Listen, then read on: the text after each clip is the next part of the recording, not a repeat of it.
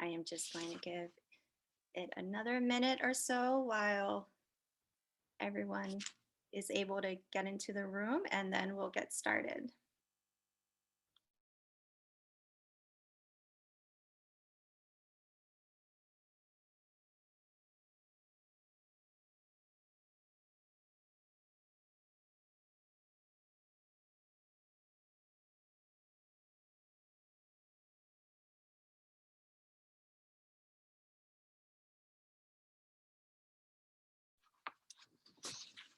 All right, so I think we're about ready.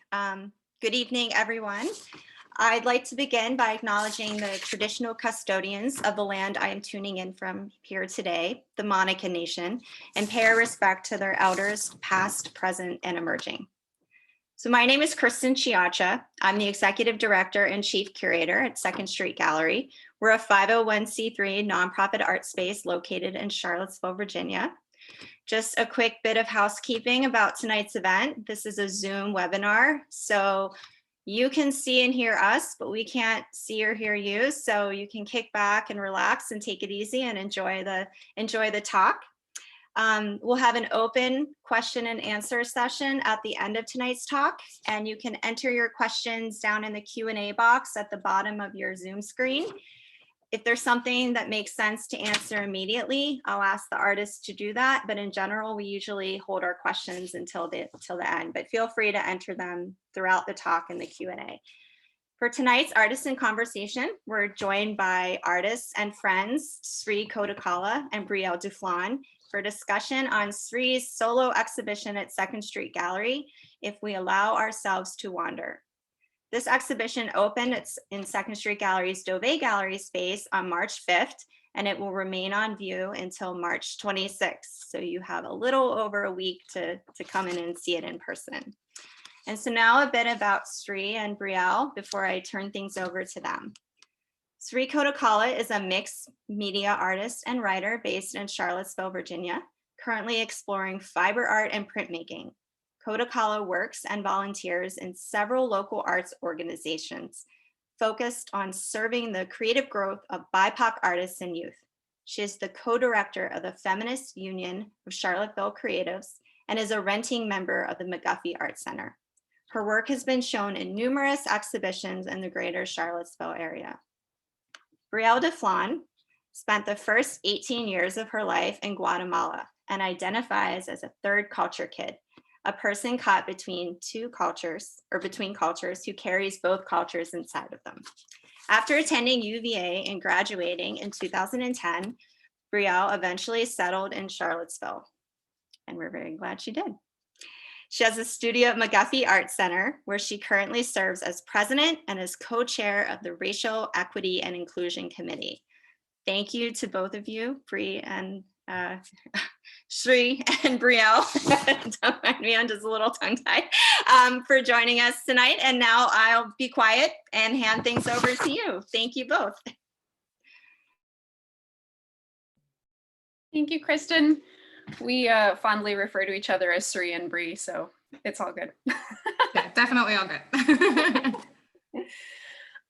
We are so excited to be here tonight to do a thing that we find ourselves doing often, which is just chatting about art.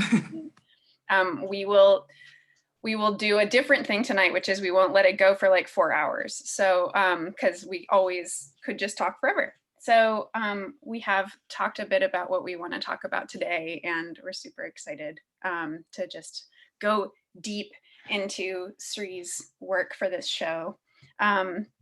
So yeah, let's talk about that first, Sri.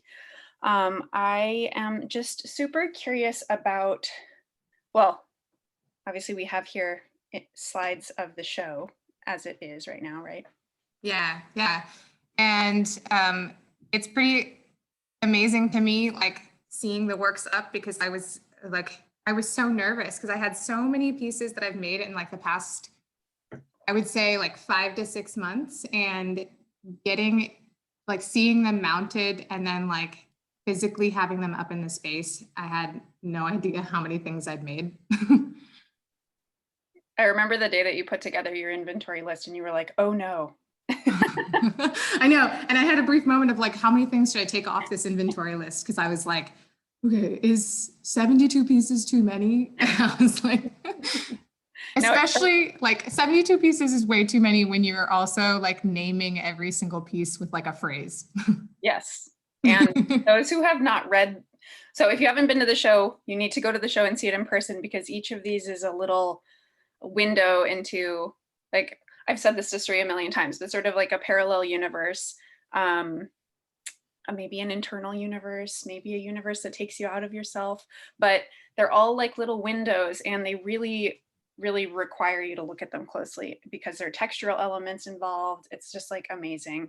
And I'm so glad you left all of them in the show, because they all need each other. It's like this amazing collection of just juicy little snippets.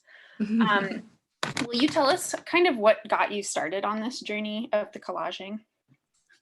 Yeah, I think so.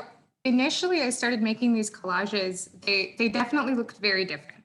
I was using, it started at the beginning of COVID. I was trying to figure out how to continue to make art, and I had suddenly a lot of free time on my hands. I was very, very unemployed, and I was like, I want to like put myself into art making and kind of do something with my time that kind of lets me use my hands and gets me out of my head. And so I started to just take home like kind of the bare minimum materials for my studio space. And some of those bare minimum materials were like colored pencils, like pens, small like scraps of paper. And then I did this crazy like project with I think it was like an open house for McGuffey Arts Center. And I ended up taking home all these scraps from these kids' artworks and was like, what am I going to do with all these scraps? I'll just like kind of try to reuse them to make art. And then I ended up making 3 works for the Teeny Tiny Trifecta, which was last September. And they like started out as me just like cramming as many things as I could into one piece. So I was like, I'm going to put in stitching. I'm going to like paint on these pieces of paper. I'm just going to overdo it and kind of put every single thought process I have into each one of these. And it was pretty crazy because I didn't think these were going to go anywhere. I was just kind of like doing it in my living room while watching Netflix. And then all of a sudden I was like, let me submit this to an art show. And then I was like, why don't I make 72 of them? Which was a very, very, very far leap. But that is how it started. I love them so much. They really do have so much going on. There's so many layers, so many textures. They're just like really, you can really lose yourself in them. It's really awesome. Yeah, and I think that was kind of the part for me too, as I was making it, is that I did feel like I was getting lost in just like playing with colors and shapes. It was less about trying to produce this like very finished product and more about just playing with materials and kind of just occupying my brain for a period of time. And then I realized that like as I was making them, not only did I really love the composition, but I felt like I was actually learning something from it. I felt like suddenly I was like, oh wait, I could play with like techniques that I don't often use. I could get practice out of like sewing on paper. I started to be like wondering how I could shift my compositions to see if I could make interesting shapes or like connect to different stories. And I think it just like started from there and it just kept going. Yeah, I'm curious about like when you think about the process of what sort of the beginning of what was driving you to make these pieces and like what they have now, what the most recent pieces, what those are sort of about. Like you have a really your statement for this show, I feel like it has really stuck with people because you do mention these pieces not having like an inherent meaning or not trying to be about a thing in particular. And I'm curious just the transition from the beginning of these works to that statement and like all that good stuff. Yeah, I feel like the work has shifted pretty, I wouldn't say significantly. It's just as an artist, a big part of making this body of work has been about the process. And it's been about the journey of like allowing myself to sit there and like from start to finish create like something Mhm. and then let it go. And so that's kind of how each of these pieces developed, is that I made space for myself to play with the materials I had. And then I didn't expect them to go well together. I kind of was just like, in my mind, all I was thinking was, okay, cool, I've learned something from this piece. It's like a tiny study into something else. Mhm. And I was actually just shoving them and putting them into like a portfolio folder. I was like, I'm not even like, I didn't even plan on looking at them again. And then I started, as I started like making more, I was hanging them up in my studio wall and starting to make all these connections between them and realizing that I was like subconsciously utilizing similar shapes. Mhm. I was utilizing different like color compositions that related to one another. I was clearly drawn to like telling certain stories that I didn't even realize that I was doing. Mhm. And so a big part of where the show statement came from was after the fact. It was after I had made all of this work in the past, like in February, I was like, had all this work up on my wall and was just like staring at it. And every single time like a visitor came into my studio, I'd be like, what do you think? And I'd just kind of be like, what are like, name some of the first things that come to your head when you see them. And it was interesting because like I just got so many varied thoughts, and it was super helpful because it kind of helped me realize that a big part of my work had nothing to do with telling one cohesive story, but it was about just allowing people to make connections. And how you and like seeing this pattern develop of your storytelling being sort of a similar thing throughout in terms of like the patterns you use, the textures you use, the pattern making you might create with pen and stuff. Like I know we've talked a little bit about how this has shown you your voice in storytelling a little bit as well. Yeah, absolutely. I feel like that the weird part is that for me, I have always been like wanting the storytelling aspect of creating imagery or like creating compositions is one and the same for me. Mhm. That's just the way that my mind works. I always have like words and visuals going together.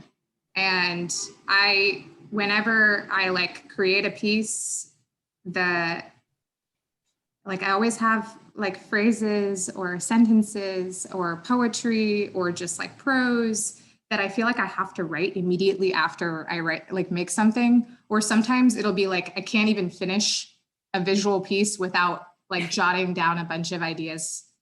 And like that's kind of where the little like the poetry zine came from, is like out of just me being like, I have so many things to say, Mhm. and sometimes it doesn't come out in the visual composition. Mhm.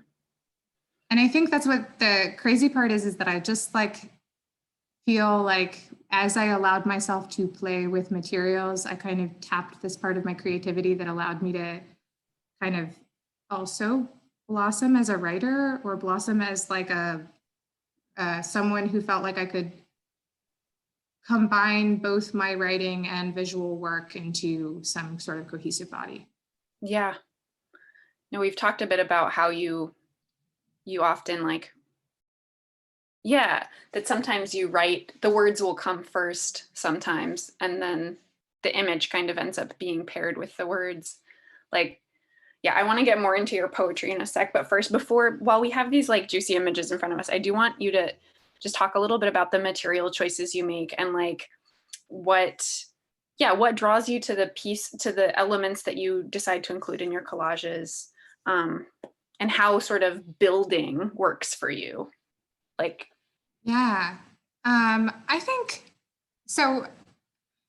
maybe some people know this already, but I use a lot of recycled materials. And like I'd mentioned, initially when these collages started, I was just using like scrap materials from previous projects. And for this body of work, and I'm still surprised that I still have enough like material to continue making more collages after this. But I was using the same scraps, but I actually was using one coffee table book that was a nature photography book that I got from Jean Sampson, who is an artist at McGuffey Art Center. She was just like getting rid of stuff. And I was like, neat, this beautiful, colorful book that has like really close-ups of nature. And I never thought I was going to use it. I was kind of just like, I'll just keep it around. And I ended up using scraps of that photography book in every single piece that's in this show. And I also have utilized some like printmaking works. So I've cut up some of my own past prints, and they end up in these pieces, like in the Devil Plays in Meadows Under the Rising Blood Moon. There's a print of mine in there, as well as a print of a friend who lives in North Carolina who was like, I made a really crappy art, like, here you go. And I just was like, I'll reuse it. So I love recycling materials, reusing scraps, and I am definitely like, I don't know what like mixed media artist is, and I'm a hoarder. And I have so many, I like save like the tiniest like little piece of gold scrap because I'm like, someday this will be useful. And this body of work has taught me that that is very true. And that I have actually like made use of all of these materials. And I keep feeling like I'm gonna end up using up my materials, but I actually still have so much left. And if you open up the call, people will just keep bringing it to you, so be careful. Yeah, no, don't give me things. I have another fellow hoarder. I was like, no, I don't need any more. But I also use, like, as you can see, like I use a lot of like scrap fibers, so scrap paper, scrap fabric, and then I use embroidery thread in all of my works. And then there's also some yarn that ends up in there too, to just add a little bit of pop to the texture. A little bit of some eyelashes here. Yeah. Awesome, thank you. I really wanted to touch on another thing super quick too, which is just that, like, when you mentioned having people come into your studio and asking them sort of, you know, randomly what they felt about these pieces you just made, that you were kind of not necessarily like committed to in the long term at the moment. You were just kind of playing with seeing how they sort of landed for people. And when you mentioned having people come into your studio and just straight up asking them what they got from them, it just kind of reminds me of how important vulnerability is to you in your work, and like how we've talked before about how the act of making it, the vulnerability of making these pieces is like kind of what you consider almost your largest role, right? And I feel like I want people to know about how important that is to you, just because it's such a big part of your work, kind of. Yeah.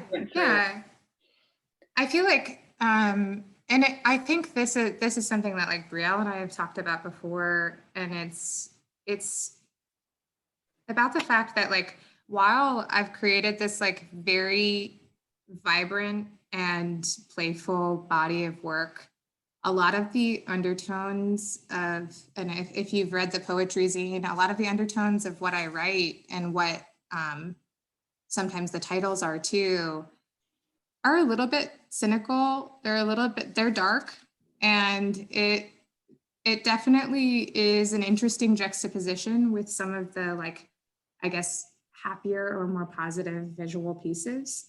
And I think a big part of why there's this, like, I guess, a difference between the two is because I love leaving space for someone to have their own opinion of what it is. And then when they come back and then see what the title is, there's a tiny bit of myself leaking in. You know, there's a tiny bit of like who I am as an artist and what I'm trying to say or what my story is coming out in those titles. And then in addition, when they come back and then read the poetry that goes with each of the pieces, they get a little bit more of my narrative behind something.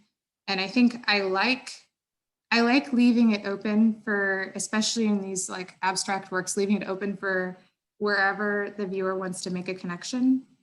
But these pieces definitely come from a very vulnerable place. They definitely come from a place of like, I see each of these pieces as kind of like what you do when you make like a morning pages journal. You know, it's like, it is a very quick thing, but it's something that I do in my daily practice to ground myself. And sometimes it comes from places of like anxiety, sometimes it's depression, sometimes it's a lot like very much so fear-based, and or just like processing heavy emotions. And then it like sometimes comes out in the color palette. So there are days that are happier, there are days that feel like I'm channeling some sort of memory that I am feeling in that moment. And then there are other days where it's like, I'm doing this because I have to, and it kind of shows in the piece that's made. Because something we've talked about too is that this is a really amazing sort of, it's awesome to have a show dedicated to these works, because these works are just sort of a part of your practice. They're like a continual part of what you do. Sometimes they're studies, sometimes they're a finished piece, or sometimes they're both. But like, they really are kind of integral to yeah, how you might conceptualize something that you might be writing about, or that kind of thing. Absolutely. Yeah, I loved that. Yeah, I was just thinking that like a lot of these pieces, like I see them definitely as like that, I've got something in my head, it's feeling really busy here, let me put some materials out in front of myself and create. And I never know what's going to come out. Like sometimes it's just like a couple blobs. There are some works that did not end up in this show. So please don't think that like I made 72 fantastic things and put them in this show. I made a lot of work and then picked some of my favorites and put them into this show. And I think like, and I was also pretty selective about the poems that I shared too, because some of them are way dark, like much darker than the material that I did share.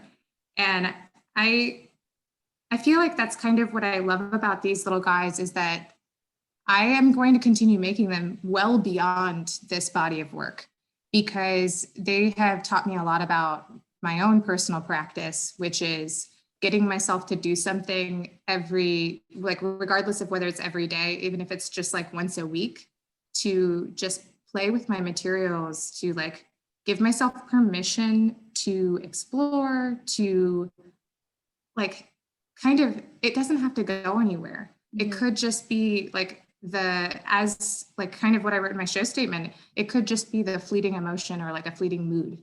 It is something that has happened and can be let go immediately afterwards. You've set up a situation where you have like no pressure going into these to perform in any way. So like they can be whatever you need them to be. And then I know we've talked about how like once you've produced them, it's like you feel they're almost like for the work you make is for you, but then once you've produced them, they're for the audience, and the audience can take them and make what they need out of them. We talked when you brought up the darkness of the poems versus the lightness of the pieces. We've talked a bit about how some of our favorite art, or a lot of our art across media, often is like really bright and grips people, but might be about really heavy material. And I just really want to talk a tiny bit about how like I feel like your work does that. It mobilizes people. It kind of provides a place for people to like rest their weary mind, which is how I felt every time I've seen your show. I always go in there with a really busy head and I like settle into your pieces, and it's amazing. And then there's also something about it that stirs people. And it's like, you've mentioned how your practice is so meditative, and like that there's a lot of catharsis in the practice for you. And like, the grief that might be behind the pieces is sort of worked through the building of the pieces.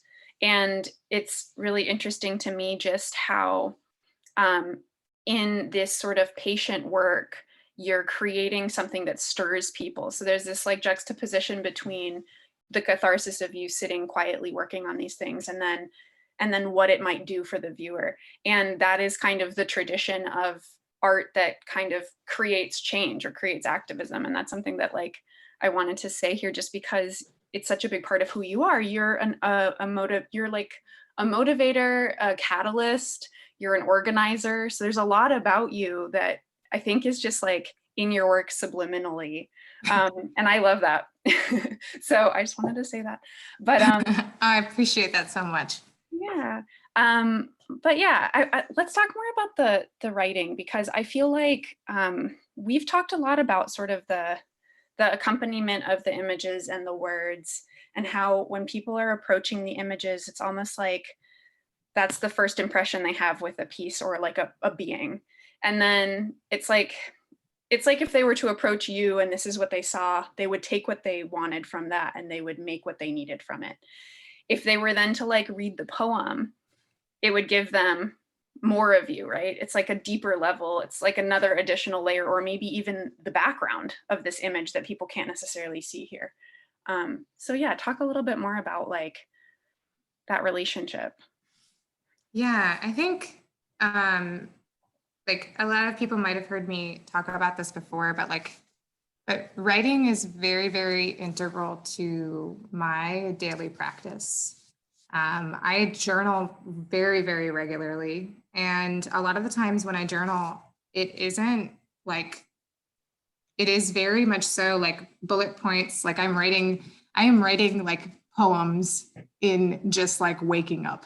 And it's not always pretty. They're not beautiful poems, but they're definitely like, I have gotten into this practice of just like kind of being able to express myself through just like spurts of phrases. And I feel like that's what a lot of these pieces are. They're just like this tiny like burst of so much emotion or intensity very quickly, and then it's gone. And that's kind of what I do in my writing too, is that sometimes these, like a lot of these pieces suck you in and want you to stay there and find all of these details hidden in it. But also just as quickly, I don't have like a repetition. I don't do the same emotion twice. I don't create like 15 works that are all the same. Every single one is a very different one, because I kind of feel like that's just how I feel like I communicate through my media, is through just like I don't know, can't find the word. No, but I mean, I feel like your pieces are speaking to a moment sometimes, and like it might be shaped by really particular circumstances, but you are asking somebody, well, they command attention, the pieces, because they are sort of so intense and concentrated. And they do ask somebody to sit somewhere maybe a little bit longer than they normally would. I don't know. I feel like, yeah, absolutely. That's kind of like I never intend for someone to stay so long, but because it takes me a very long time to make these pieces, in terms of just like, I sit there with my materials and kind of like just cut out shapes and like sit and stare at them. And I'm like, does this look good yet? And I'm just like, no, I just want to keep placing things until I find a composition that feels right. And then I love for people to be able to kind of not necessarily like come into it from the artist viewpoint of like, oh yeah, the composition's spot on. Like, I don't need that. But I definitely love for people to come in and just be like, oh, that's so intentional. Mm-hmm. There's something here. There's like a story. There's something that like is asking to be connected with. Yeah. And I think that is what I really have loved about creating these works, is that I myself have come back and to look at these and realize things or have seen the story differently even. Do they remind you when you look at them of the emotion or the fleeting thing that was happening, or even maybe not fleeting when you see them now? So a lot of these remind me of like, it's interesting because there are a lot of works that kind of play into maybe like what I was reading at the time or like media that I was consuming. And I think while like sometimes some of these pieces have been influenced by like pop culture or things I've read on the news, and that like sometimes I don't remember the emotion that I felt, but I remember the connection that I made it to. Like I think like this piece that's up right now, The Long Journey Home, was actually based off of and it were like not necessarily based off of, but it was like I took inspiration from The Road by Cormac McCarthy. And it's a very horrifying, like harrowing book. But it is about this like dystopian like universe after or like dystopian Earth after a like post-apocalypse world. And everything is just this like very bleak grays and like browns and incredibly sad. And the only time that we see like color or that the main characters recognize color in their lives is through like remembering past memories. And something about this piece while I was making it, I was thinking about that experience, like of what would it be like to see color for the first time. And it would be like the feeling of coming home. So it was like, I like sometimes make these bizarre connections to things that I don't realize that I'm doing while I'm making a work. And then immediately afterwards, I'm like, oh man, like that definitely was like horrifying, nightmarish. And then I created a piece about it. Like, oh, that's awesome. I'm like, oh. Oh my gosh. All right. Definitely should control the media you watch. Yeah, I know, definitely. So can we, I don't know, are you ready to read or do you want to? Sure. Sure. Okay. Let me like skip forward to it. We can come back to these two. Yeah. Yeah, sure. So I'm gonna read a couple poems for you guys.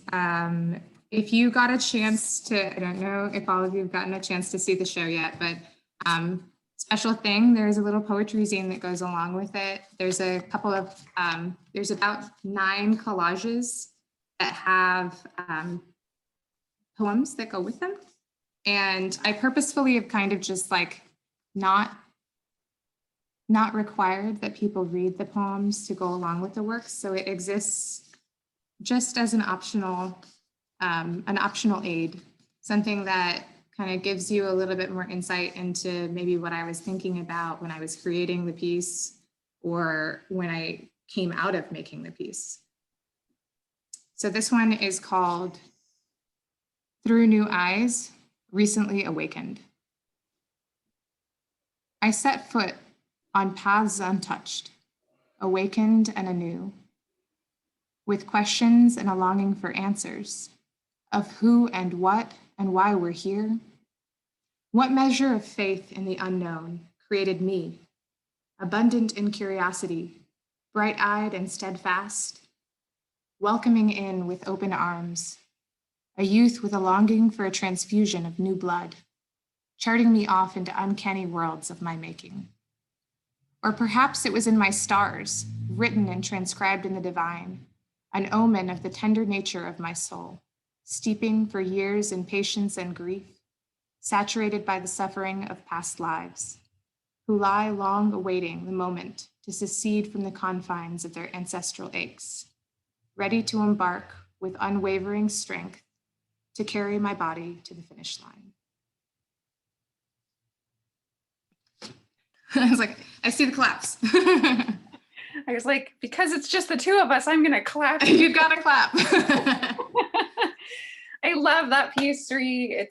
That piece, also the collage feels so much like you to me, and our friendship, like just knowing your really beautiful sort of like draw to doorways and like passage. I don't know, like I feel like I've seen some of these sort of shapes and things in your work pre-collage, or not pre-collage, but in your printmaking and like and all sorts of other stuff that you do. Some of these things, they just feel so familiar to me as you.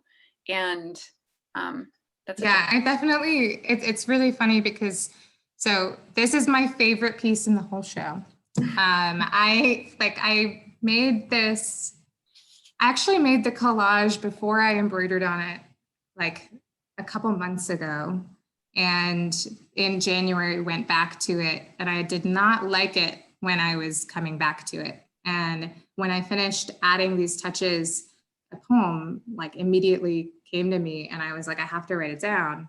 And I think a big part of why I love this piece is because of the poem that came out of it, because it kind of made me have an experience after I made it. Mm-hmm. And I think that is like, I definitely reuse a lot of this imagery of like the symbols of the sun and the moon and the stars, and this idea of like the doorways, or just like invitations to places we don't know, invitations to like explore your consciousness or your subconscious a little bit more. And I've definitely reused those shapes a lot in this body of work, but also in like some of the newer works that I'm doing. The piece behind me, if you can see. Yeah, no, totally. We've talked about how these are like invitations. They're invitations sort of for people to explore themselves further, right? And we've sort of talked about the difference between an internal and external landscape that you're building, but how these tend to turn more toward an internal, like, yeah, it's like a resting place to sort of meditate on for the viewer to meditate on what they have going on, and hopefully be vulnerable or with themselves or grow. And I love you came back to this and grew yourself from your own piece. Yeah, and I think a big part of these pieces, while it is about the like the shapes and colors that are in it, I kind of try purposefully to add in these extra touches of like this small like sewing lines, just to like kind of ask people to stay here longer and to see like the, not necessarily the amount of work that went into it, but how does that make you feel? Like, how does it, like, can something so small have such a visceral effect for you? And I think the answer is yes. And I hope that that's what people get out of it too, is like that there is kind of, there is an opportunity to have an emotional experience with anything if you allow it to exist there. I feel like that sums up this show really beautifully. We're not done, but I'm just saying that statement is like really about, it's so much, it's an invitation, it's an opportunity for people to take as much as they can or to dive as deep as they want. All right, another poem? Yeah. This one is called The Smell of Sweet Rain. Petrichor, they call it. The smell of the soil after it rains. A deep earthiness that fills me with comfort in reminder of early days where things felt safer and easier. My muddy feet, always bare, paper-folded bingies ready to set sail, pinkies linked, knowing you were always there. The taste of mangoes, sickeningly sweet, the warmth of a summer breeze, winding goosebumps along my forearms, the depth of your laughter, curling me in tight, the twinkle in your eyes. That's where it stops, because as much as I'd like to remember, I can no longer see your face anymore. But the feeling of you, it still remains.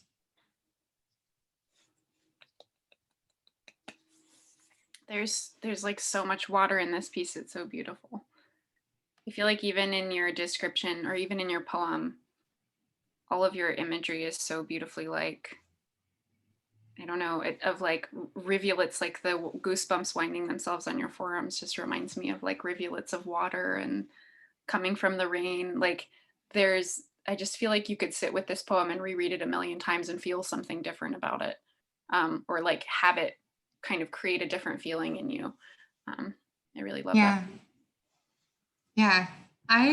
This piece actually, and a lot with, I like, as much as I want everybody to have like their own experiences of this body of work, a lot of these pieces come from very, very specific places for me. And like, I have stories and memories that are tied to a lot of the imagery that ends up in these pieces. And specifically with this one, and it's really funny because I did not, like, I had just placed a bunch of materials in front of me and started to create these shapes. And as I was like gluing things down and starting to embroider, I was like, or sew into it, I realized that like everything about this piece reminded me of my grandfather, and everything about the, like the shapes, the colors reminded me very much so of when I was a kid, this like perfect feeling of feeling so safe and so comforted by like remembering like warm summer days, like rain coming in sideways, and then like my grandfather standing like on a balcony looking out with me as I like felt rain falling on my skin. And I didn't intend for this piece to take me or transport me to that place, but it was like, as I was making it, I was like, wow, there are parts of me that are kind of like learning and growing and healing through creating these abstract works. That's amazing. It's kind of the best thing you can ask for from your art. Yeah. I think you have one piece left, right, to read about? I do. Let me pull out the poem.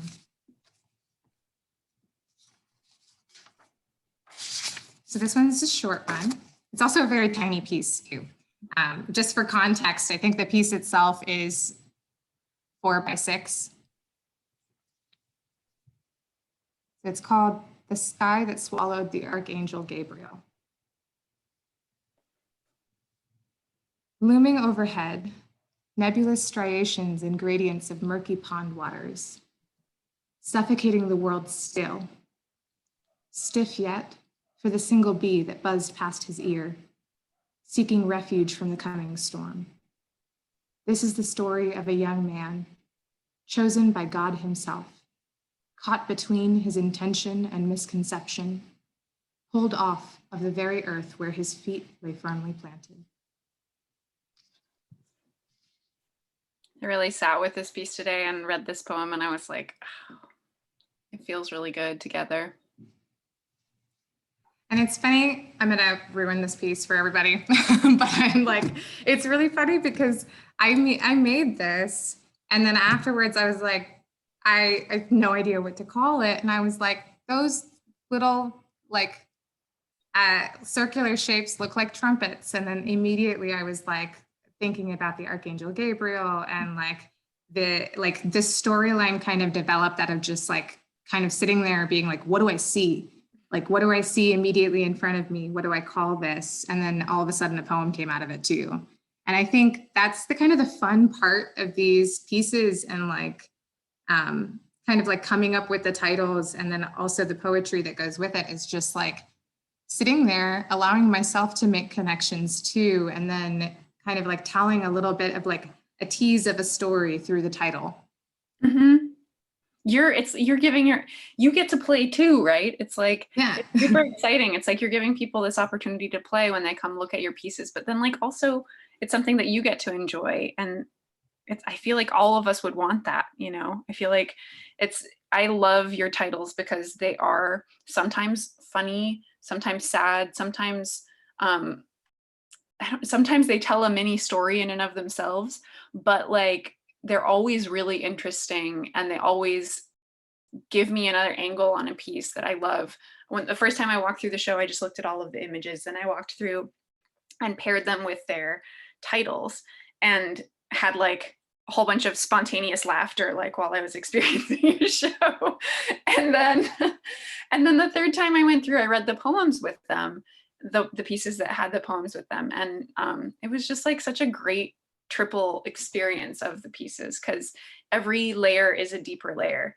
And as you said before, it's something that a viewer has to choose to do, but you're putting it out there, and you're displaying it in a way where each one is separate but could be brought together if the viewer chooses to do that. And I think it's amazing. And I think that's a big part of like why I feel like afterwards, when I went, before I'd even like submitted the works for the show, I like seeing everything up on the wall, I was kind of thinking that every single piece felt like it had a life of its own. And in the greater grand scheme of things, when you look at the whole body of work, it's like the sum of someone's lifetime, or the sum of many lifetimes. And then when you like come in on one piece, it's like you just walked into someone's memory. You just walked into this very, very specific moment that's like 5 seconds long. Then you just like are seeing this snapshot, and then you step back and you're like, does it matter? Because now look at how many others there are to look at too. So it's like each one could be just as important or not as important in like in the sum of it. Yeah, but they stand alone, but they also have this context that gives them both weight and levity. Can you tell us, in the last few minutes we have, sort of what you're working on next? And I'm like super excited about things I've heard murmurs of, including poems that involve poetry. Involving poetry. Yeah, I have way too many ideas. I think like finishing this body of work, like wow, I think I have talked this like topic to death with so many people, but it's like when you're like in crunch mode creating stuff for the like something like a show, I have poured my heart into a lot of these works, but I also made like a ton of other work. And I also want to see where that body of work goes too. So I've been kind of like feeling myself on like a creative high of like, I want to make more like larger works. I do want to continue making collages. Like I do want to like explore or kind of go back to what I was doing before, which is doing more sculptural work, and also kind of like build up my skill sets in fiber art. And so it's kind of, I have so many ideas of where I could go next, and I'm not entirely like tied to any one of them. So I'm going to be kind of allowing myself to play for the next couple of months, kind of seeing where I feel like I might stick for a little bit. And the big part of what I've been working on right now is like this series of tapestries, like very large, and they're going to get larger, but right now they're at like 3 feet by 3 feet size, like tapestries that are more like quilt-esque, but they're inspired by all of these collages. They're inspired by these kind of like landscape-esque, like abstract works. But now I'm starting to create a little bit more imagery and kind of tying them down to very specific memories that are my own, and kind of bringing out some of my like personal, like my like childhood experiences, and kind of drawing from my own life rather than creating like this like a separate abstraction from it.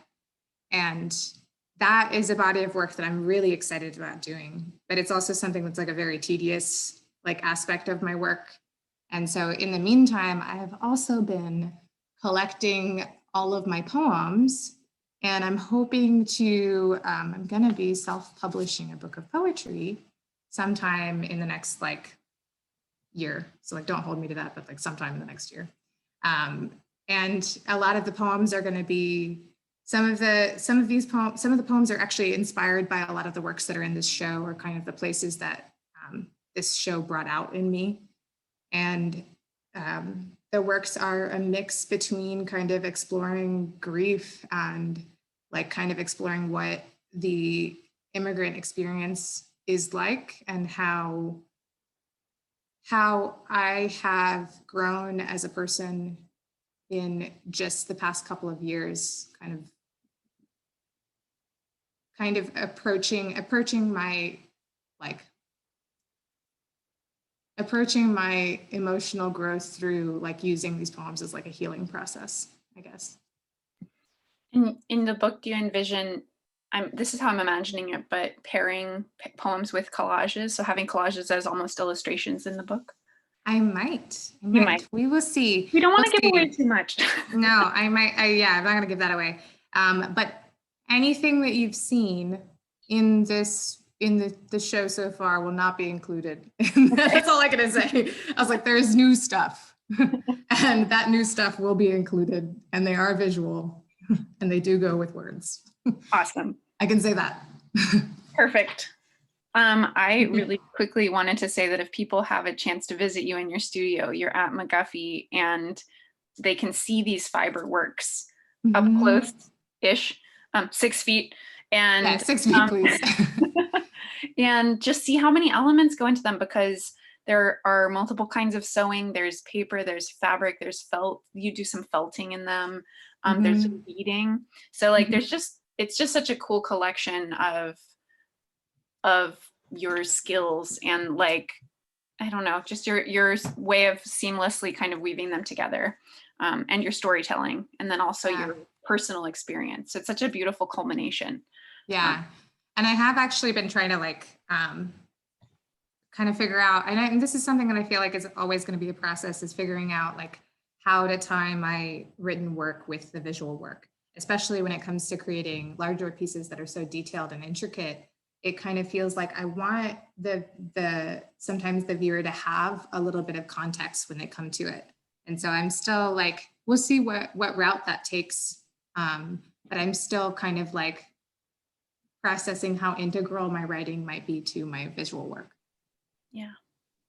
Thanks, Ree. So Thank you. I'm just going to pop in. Thank you so much, both of you.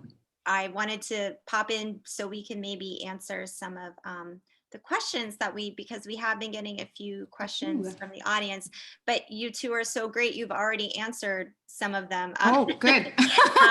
Maddie had asked if there's a specific direction that you want to explore in this next body of work, and is there a jumping off point from these works? But I think you touched on that. I don't know if there's anything you want to say. I think the only thing I would add is just like, yeah, I definitely feel like I've learned so much from creating these collage works, and I see myself continuing to make these, but I think I'm going to start to get a little bit more representational in my imagery with my collages in order to kind of do a little study for a larger work that I might make.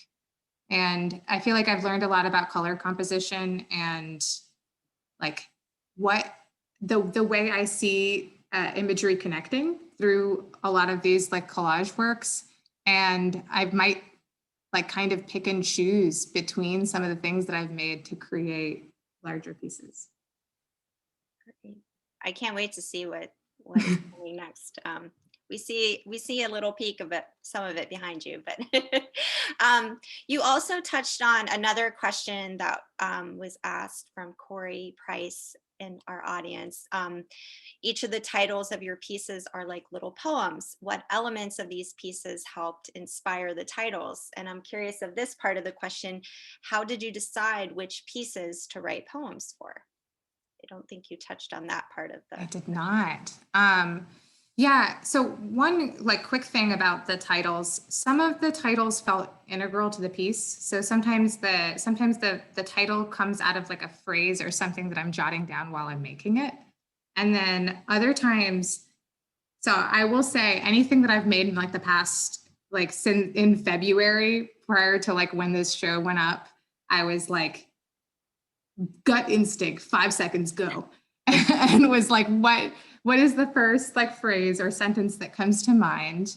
And I tried to be very, very patient with myself because sometimes they were not great statements, but I did kind of just go with my gut instinct for some of these titles. So sometimes it's just like, I had an idea of connecting imagery and it felt like I wanted to connect it to like a playful phrase. And so I did that.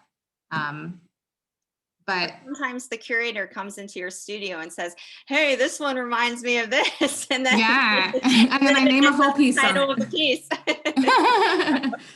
Yeah, absolutely. And I definitely like, so some of the titles for these pieces are like goofy things that my partner has said while I'm making them that have been like very like not serious. And I know that they were joking about it, but I was like, no, it's the title now.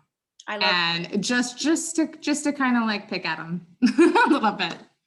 What was the second part to that question, Kristen?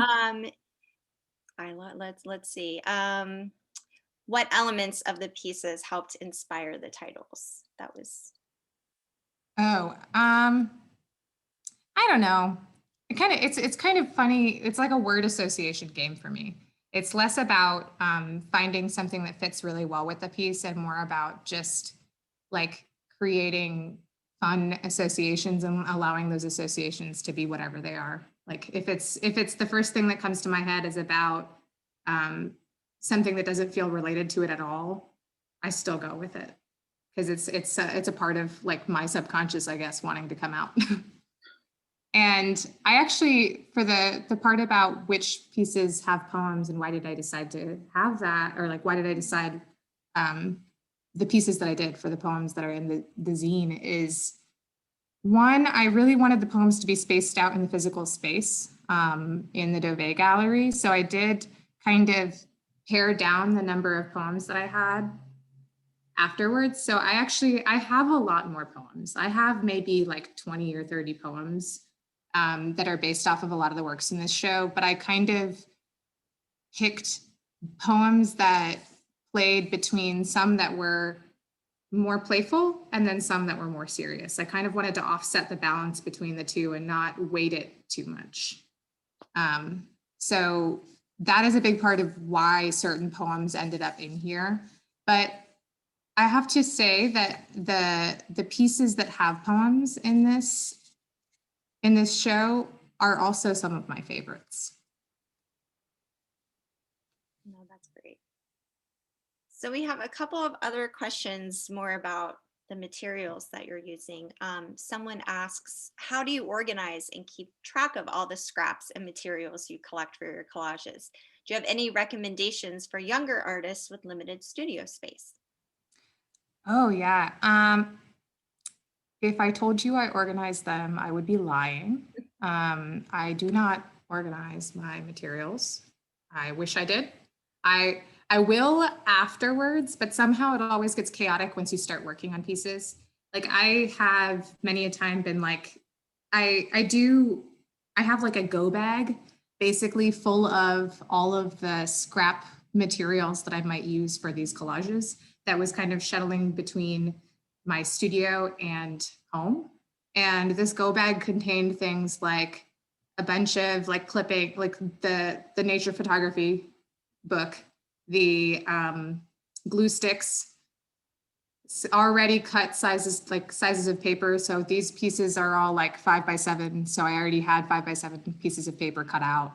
And then I like had all of my like embroidery thread, like a single color of each for every single color of the rainbow in there, ready to go just in case. And then the scraps actually, so I save scraps from a lot of different work and I keep them in Ziploc bags. So I've got like a bag full of scraps that are paper. And then I've got a bag for all of my fabric scraps. And now since this show has happened, something happened in the bag, just kind of like everything is everywhere. So I've just like shoved all of my scraps into a bag and it's starting to get too big, but I will deal with that later when I have more mental space. But I think like for someone getting into this, like I feel like the fun part of it is just kind of getting the materials that you really like to use and getting them and like setting up a small space to work with them. And I don't feel like especially for the works that are in this show, I didn't feel like I utilized my studio space very much. A big part of how this series started is what can I do when I can't go to my studio? Because I was sharing my studio space with a lot of people. And like during the early days of COVID, you not knowing what's safe and being kind of cautious of that, I was like, I'm going to stay at home, and what can I do at my like tiny like coffee table? And it was just like pieces of paper, glue sticks, scissors, and scrap paper and scrap fabric, and just kind of allowing myself to play from there. I did start to incorporate things like having like a watercolor painting set and then like some pens with me. So like there is a little bit, like some of them utilize those, but still very like small materials that don't take up very much space. And there's another question asking if you use archival materials in your work, but it sounds like you're just using what you have and what you find, and so yes and no, it sounds Yeah, like. yes and no. Yeah. There's another question. I love this one. Somay says, thank you so much for sharing these amazing works. When you create a work, what is the point you know that you are finished with a piece? Do you create more than one work in the same day? That's the second part of the question. So how do you know you're finished? I'm always curious about this as well. And Yeah. I don't know when I'm finished. I'm still kind of figuring that out. I overdo it, like, but somehow, like, it's funny because I think the things that I overdo, like this piece on the right, that the closet's full of clothes, that one is, in my opinion, way overdone. But then so many people have been like, I love it. Like it's perfect. And and it's funny because to me, like I have to let my pieces have a life of their own afterwards. So sometimes like a stopping point for me is definitely not the stopping point for someone else. And I think just allowing yourself to like play with your materials and like do it often enough, you kind of find a comfort zone and where to stop. But with a lot of these pieces, I could still see myself going back and adding, like specifically like with a lot of the collage, like a lot of the more just collage works with a tiny bit of embroidery on them, I could see myself going back and adding tons of things. Yeah. And so are you working on multiple pieces at a time? Are you creating more than one thing in a day? That was the second part of the question. At the start of COVID, when I was initially doing this series, I was spending a significant portion of the time sewing into these works. So I never made more than one in a day. I would sit for like a 6-hour stretch sometimes and do like one of them. So like some of the ones that are more involved or have just a lot more like sewing on them, those are the ones that I like sat for a very long time and did start to finish. And then some of the ones that are just a lot more compositional and like with a little bit of embellishments and sewing, those I've done a couple of those within like a few hours. So it looks like we've gone over our hour. So maybe I'll just give you one more question that we have. Someone is asking, how do you think about the scale of your work? I mean, all of these pieces in the show are very small, but you're working on new work that's much larger. So how do you think about the scale of your work? Is the question. I think it really depends. This body of work, I feel like it necessitated small because of like how this body of work started with just like working at home.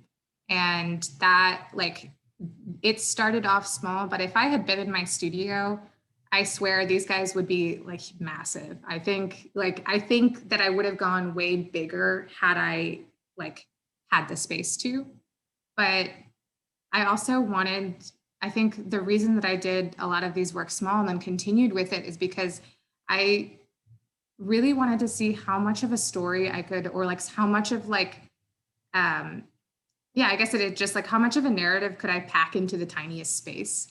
And it was kind of fun to be, because I've actually like heard from a lot of people that either they didn't like small works or didn't know that they did, but then they went and saw this show and were like surprised that you could get so much into such a tiny space. And like, that is kind of what I love about making small work, is just like hiding little things for people to find that they have to pay attention to. But I also feel like, well, like I could see myself making any one of these collages huge, except for that nature photography coffee book, like coffee table book, only has so many tiny pages left. So I don't think it'll make it through to be like my main material for the larger collages. But yeah, I think about scale a lot in my work, but these collages felt like they needed to be small. Well, I hope that everyone has the chance to come and see them in person. So I don't know if we can skip ahead in our slideshow to remind people how they can come and see the work. So Second Street Gallery, we're open Wednesdays through Saturdays, 11 to 5 p.m. So you can either make an appointment online, go to virtualssg.org and follow the links to make an appointment. We also accept walk-ins if you happen to be walking by, as long as we're not at our 10-person limit inside the gallery. And you can also peruse all of the works online. If you, I think, go to the next slide. Yeah, you can look through everything online. And if you saw something today in our artist talk that you just have to have, it might be available online. Have a look. And then we have some great other events coming up. So May Louis is our next create and critique artist. So these are this is our workshop series that we're doing at the gallery, which Sri is actually helping us to lead these workshops most recently. So check out our website to find out more information. I'm super looking forward to this next create and critique, and I'm going to see Somay's show next week at Welcome Gallery. So be sure to check out her work there as well.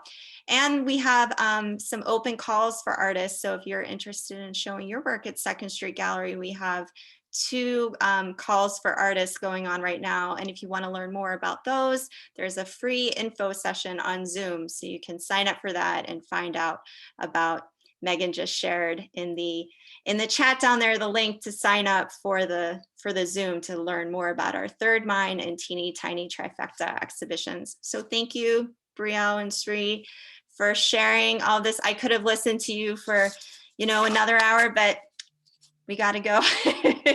Let people get on with their evening, but hopefully, hopefully everyone comes in and sees the show in person, and hopefully we can have some more great conversations with you about your work. So thank you so much, and have a good night, everyone. Thank you.